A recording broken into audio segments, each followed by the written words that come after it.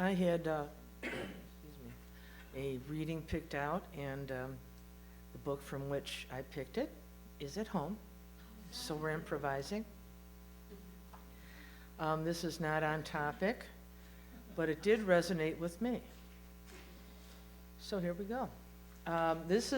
Both selections are from author Iyanla Vanzant. The first is a poem she wrote, and then the other is a few pages from something else she wrote. Yesterday I cried. I came home, went straight to my room, sat on the edge of my bed, kicked off my shoes, unhooked my bra, and I had myself a good cry. I'm telling you, I cried until my nose was running all over the silk blouse I got on sale. I cried until my ears were hot. I cried until my head was hurting so bad that I could hardly see the pile of soiled tissues lying on the floor at my feet. I want you to understand I had myself a really good cry yesterday.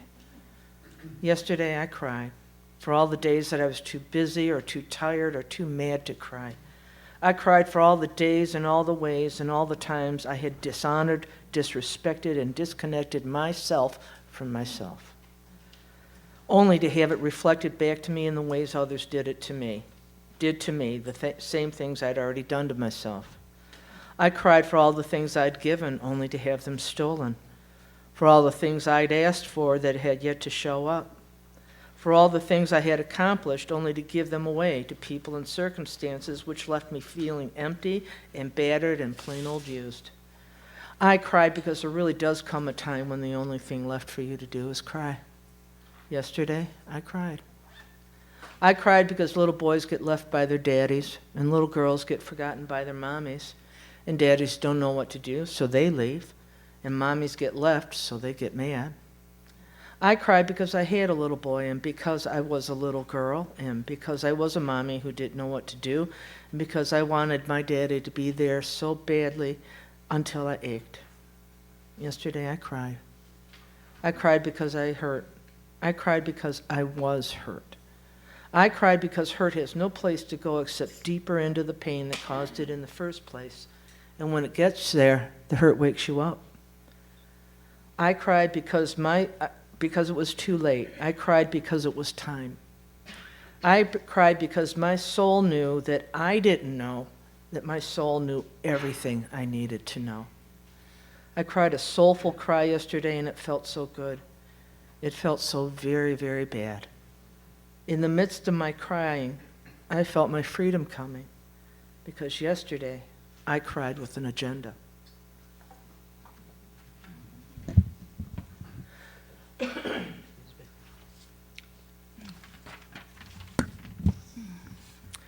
Often, when you are on the spiritual path, there is a war that goes on between the person you once thought you were and the person you are becoming.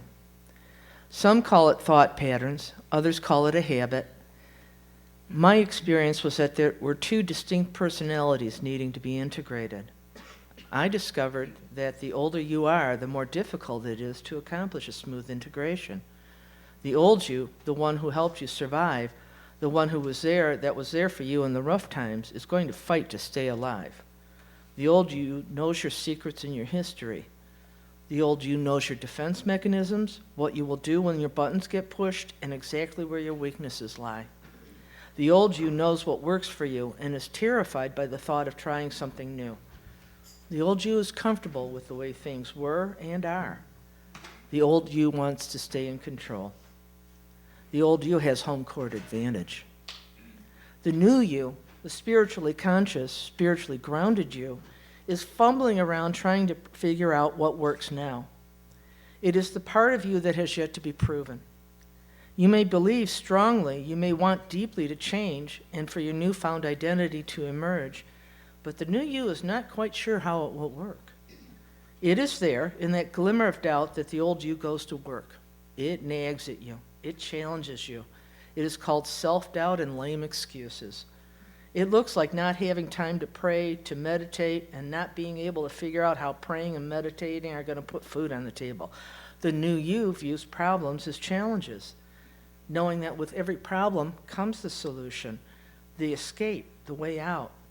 The new you is willing to confront challenges and wants to do so in a spiritually grounded way.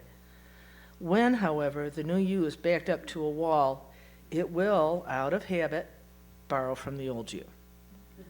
The instant the borrowing occurs, excuse me, the new you is rendered dead, even if it is only for a moment.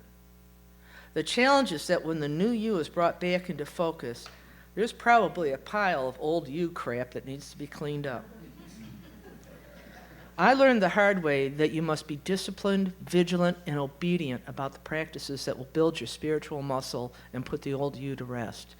The truth is that you really are sleeping with the enemy, and the enemy knows that you are doubtful and fearful. Over the years, I have fought with myself to move beyond the bad habits, the negative beliefs, and the consuming fear that I lived with all my life. These were the things that my old identity, Rhonda, knew so well. But these things don't work for Iyanla. Too many I can'ts, too many don't knows, too much fear and hesitation, too much anger and shame that resulted in too much guilt. Iyanla did not doubt God or the process of life. I had no need to be rescued, no need to be taken care of, so why was I crying and feeling unworthy? What was happening?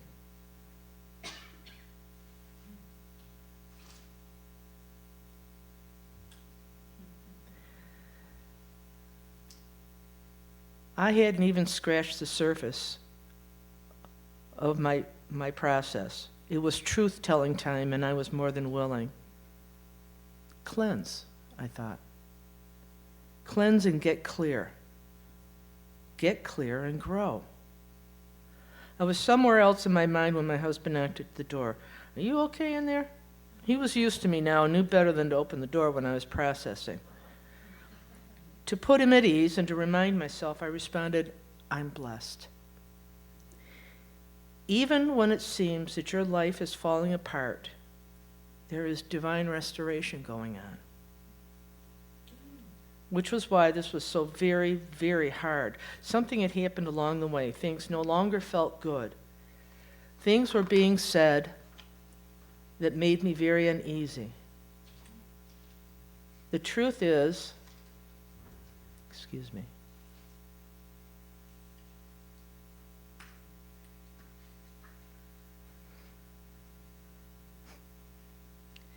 Healing takes place from the inside out. I had to go to the depths of my memory, the core of my soul, and make peace with what I created. That's right. I created it. Whenever we don't do what we need to do, for whatever reason, we create crap. I once thought that if I prayed enough, meditated long enough, and demonstrated enough faith, things would work themselves out. I thought I could live with the pangs of something being not quite right. Thank God I had grown enough to be able I had grown enough to be unable to excuse away any level of dishonesty. Lying still in the water there, I remembered how I had acquired my name. It goes on from there. So, I hope that was of some value to you.